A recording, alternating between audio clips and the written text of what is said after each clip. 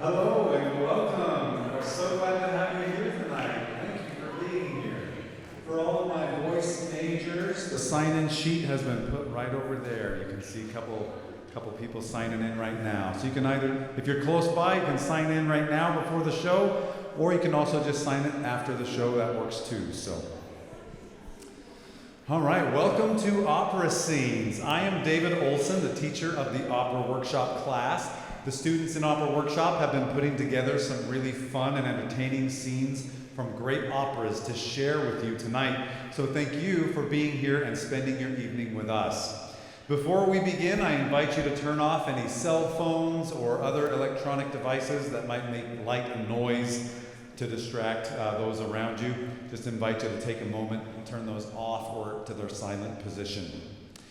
Now, our privilege is to begin each performance at BYU Idaho with a prayer, and tonight that prayer will be offered by Kayla Phelps, a performer in tonight's cast. Kayla. Dear Heavenly Father, thank you for this wonderful day and for this opportunity that we have to share what we've been working on. Please help us as performers to have thy spirit with us, and please help us to be able to calm our nerves and do our best. And please help thy message to be spread with this audience and for them to enjoy themselves. And we thank thee so very much for this opportunity, and we say these things in the name of Jesus Christ. Amen. Now, to our online audience that may be viewing the live stream, there is a program. There's a link there on that page that can take you to the program so you can see who's performing what roles and what scenes we're doing. To those who are here in person, we invite you to supply the applause that both yourselves here in person and those online audience members would give. So we just invite you to share your applause copiously for our performers tonight. Some of you may have attended an Opera Scenes event like this before, while for others it may be your first time. Instead of me explaining how it works, we thought it would be fun to let the students clue you in with our opening number.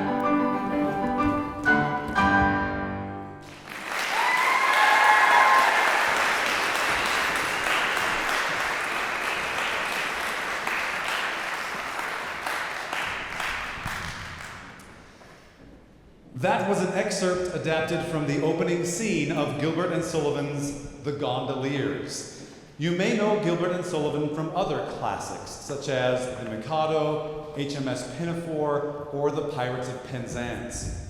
Our next scene is from Mozart's Così fan tutte. Here we have two upper-class sisters, Dorabella and Fiordiligi, each engaged to be married to their beaux, soldiers Guglielmo and Ferrando. I hope you're taking notes on these names. There's a quiz at the end. But I'll accept any reasonable spellings. One name to hold on to briefly is that of Don Alfonso, a friend of the two gentlemen who are engaged. He bets the men that if they were gone, their fiancés would not be faithful. Confident in their ladies, the two men accept the bet and stage a sudden farewell, called off for military duty. They return in disguise as Albanians, and each courts the other man's fiancée. In one dramatic scene, with the ladies firmly resisting their advances, these exotic strangers take poison, which causes them to behave very strangely indeed, with convulsions, delirium, visions, and declarations of love and passion, which thoroughly scandalizes the two young ladies. Don Alfonso, to ensure his success, enlists the aid of the lady's housemaid, Despina, who is delighted at the whole prospect. Our scene tonight finds Despina talking up the two strangers, extolling their virtues, and encouraging the two sisters to be more adventurous while their men are away to war. Will they heed her dubious advice? Enjoy this fun moment from Così fan tutte.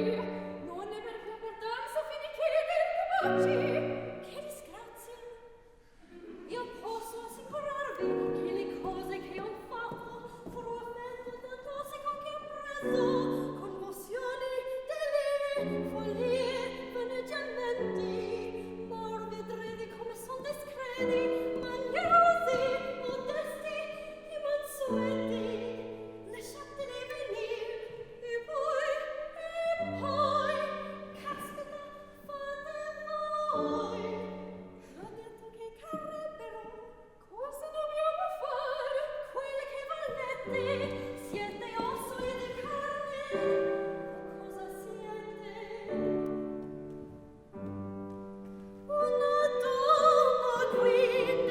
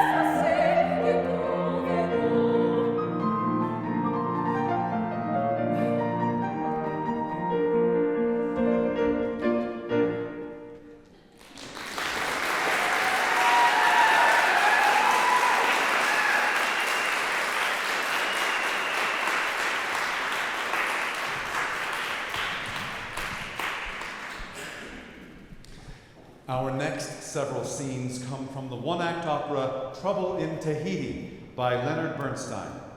This opera tells the story of one day in the life of Sam and Dinah, a married couple. Throughout the opera, Bernstein cleverly uses a vocal jazz trio to paint a picture of idyllic American life. Happy little family, nice home with a white picket fence, good job, great neighborhood, etc. The image that we like to think we look like.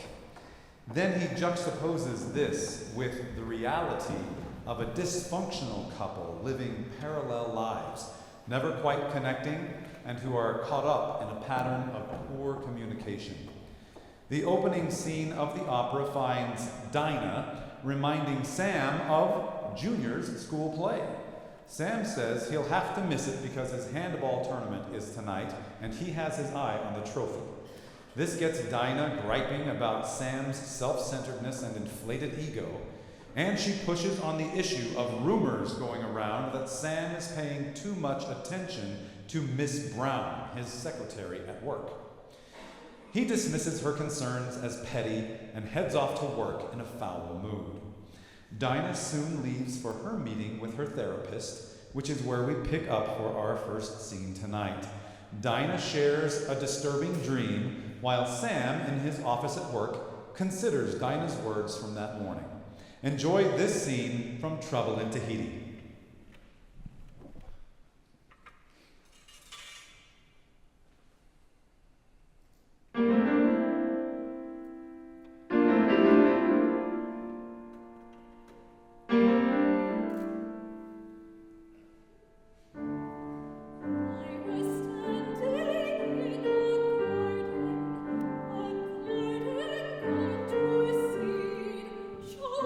With every kind of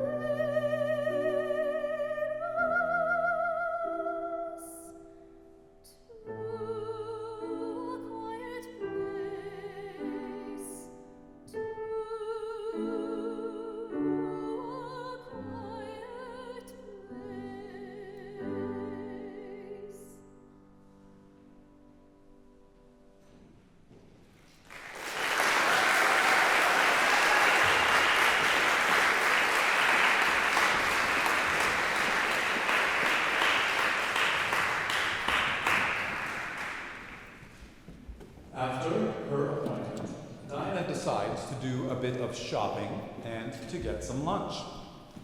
Taking a break from his office, Sam heads out to grab something to eat as well.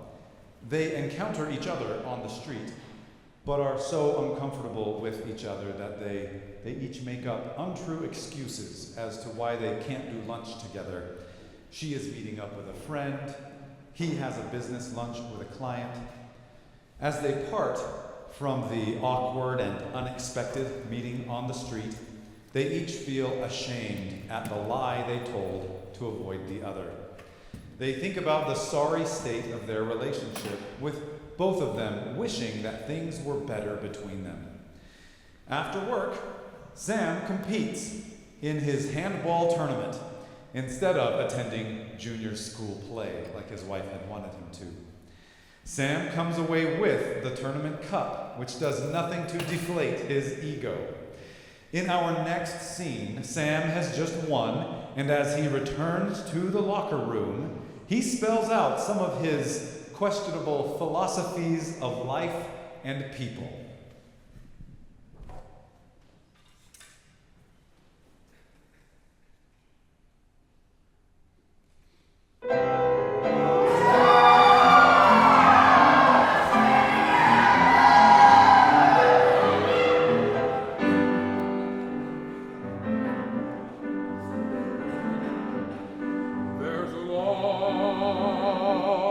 There's a law about men. There are men who can make it and men who cannot.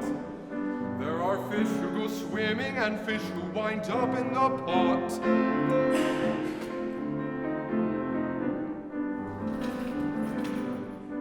There are men who will study the books till Judgment Day and examine the techniques of winners galore. There are men who will practice the rules religiously. Every day they'll improve just a tiny bit more. Then they'll put all their soul behind it, all their ego power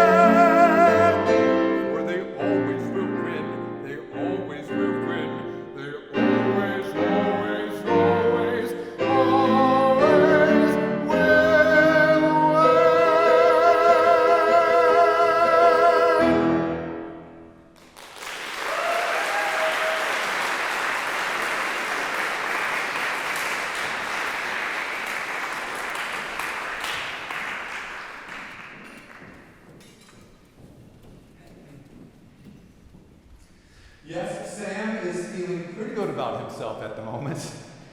Dinah, meanwhile, decides to go to a movie, and she ends up watching a new musical called Trouble in Tahiti, which is where the opera's name comes from. She initially mocks the movie, calling it terrible and awful, but there were some parts that she liked, especially the big production number called Island Magic, where everyone comes out, dances, sings, and the two ill-fated lovers are united in a happy ending. She gets caught up in the movie and loses track of time, forgetting entirely about poor Junior and his school play. Neither parent went to it. Poor Junior indeed. By the time Dinah realizes how late it is, she rushes home to make sure there is dinner on the table when Sam comes home so he won't be upset. Sam, however, doesn't come home at dinner time. He's had his handball tournament, as you recall. Our final scene from Trouble in Tahiti is the final scene from the show, beginning with Sam's reluctant return home from the high of winning the trophy. Wishing he could change the dynamic between them, he steels himself against the likelihood of an unpleasant evening with Dinah. Here is the final scene from Trouble in Tahiti.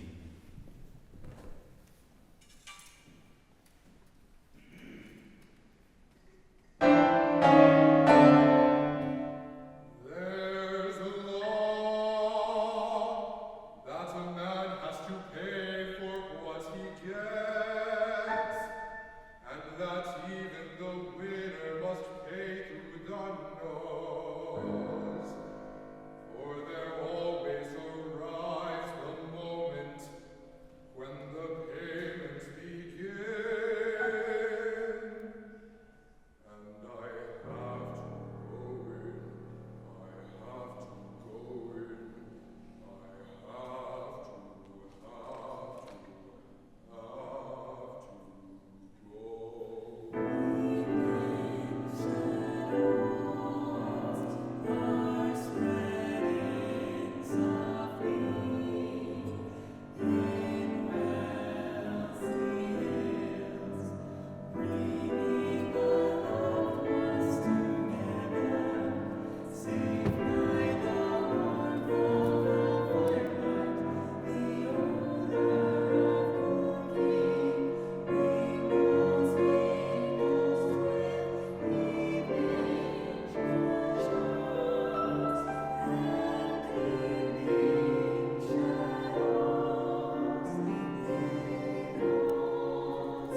Isn't it time that we had a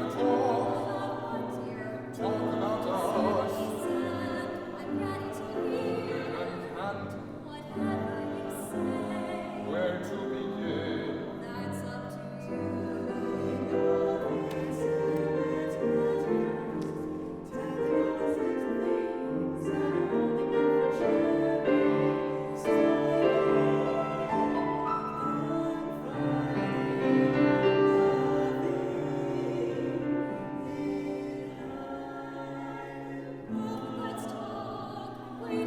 Oh, it's impossible.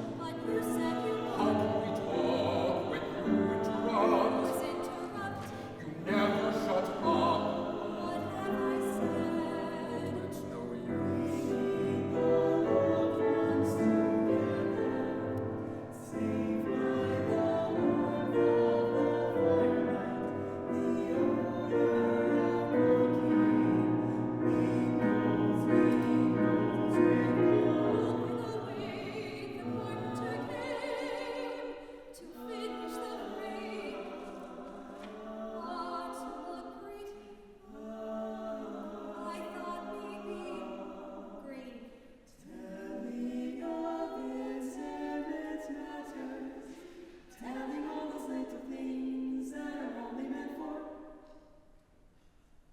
What did you say? It doesn't matter. How was Junior's play? I didn't go. Look, Dinah, maybe we ought to go out somewhere tonight. A movie, or... We went last night. But there's a different one tonight. It just opened. That new musical. It's something about Tahiti. How about it? Sure.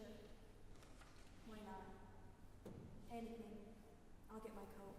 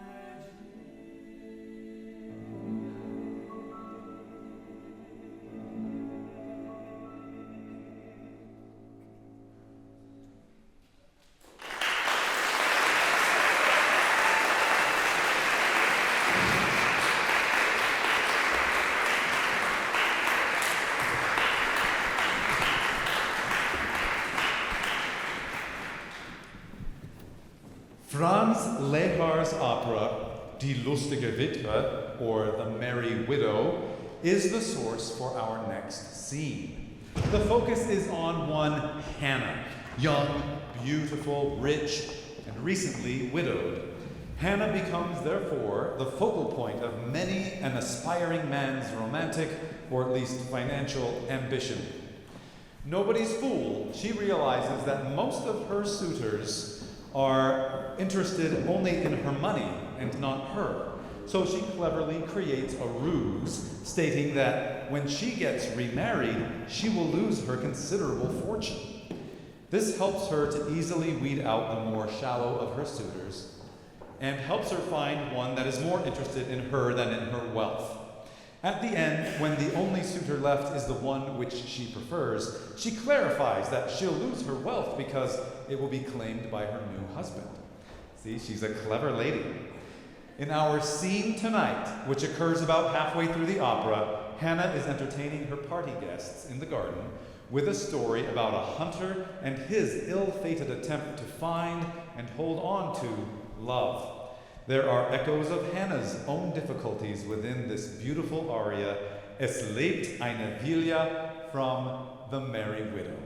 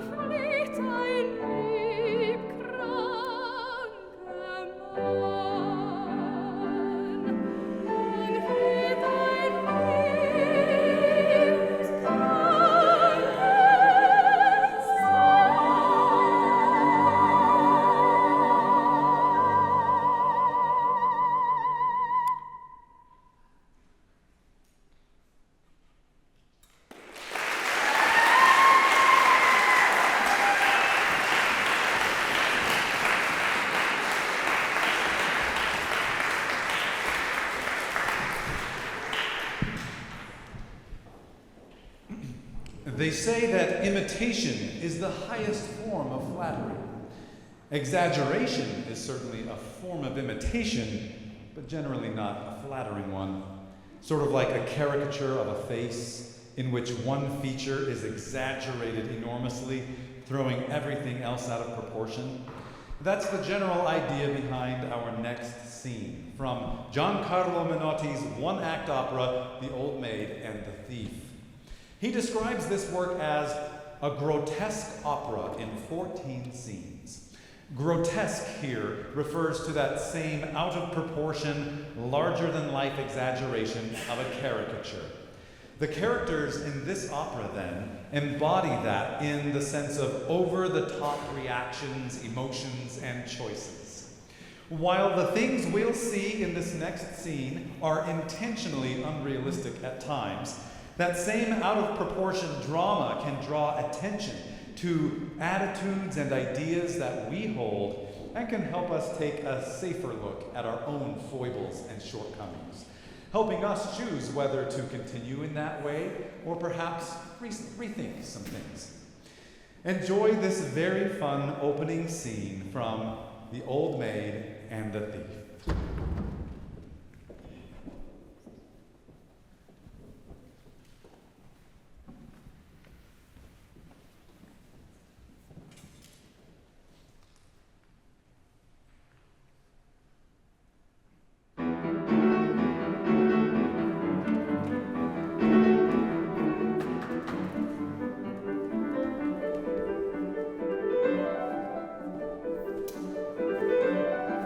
The deep is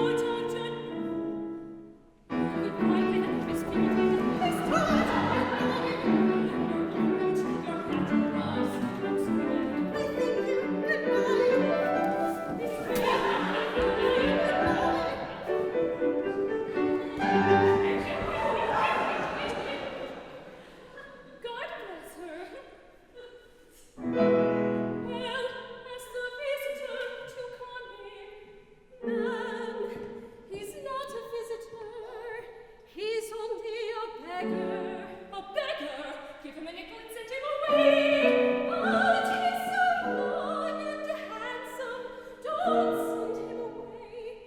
It would be a sin. What shall I do then? Be a Christian, ask him in. What will the neighbors say? Who cares? Just take a look at him.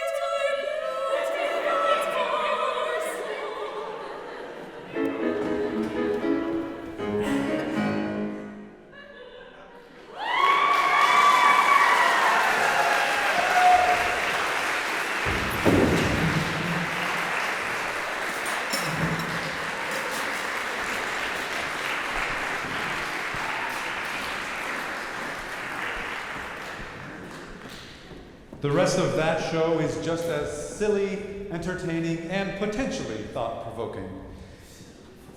As we approach the end of our program here tonight, we hope you have been both uplifted by the fun and beautiful music and have also been inspired to look at your ideas, your relationships, and maybe even yourselves from a new and possibly exaggerated angle. If so, we've fulfilled one of the great purposes of theater, to help us see ourselves and others a bit differently. Our final scene tonight comes from the same show as our opening one did, Gilbert and Sullivan's The Gondoliers. Set in Italy, the gondolieri in question are two ordinary men, ostensibly brothers, who get the news that one of them is actually a long-lost prince, switched at birth, and is set to inherit the kingdom once they can figure out which one of the two it is. Well, in classic Gilbert and Sullivan style, there are lots of hijinks, mistaken identities, and barely believable plot twists. I won't spoil the surprise of who is really the prince, but I will say that in the end, everyone gets what they truly desire, and it's a happy ending for all. That's a cause for celebration, and so we leave you tonight with the one last song and dance from the finale of Gilbert and Sullivan's The Gondoliers.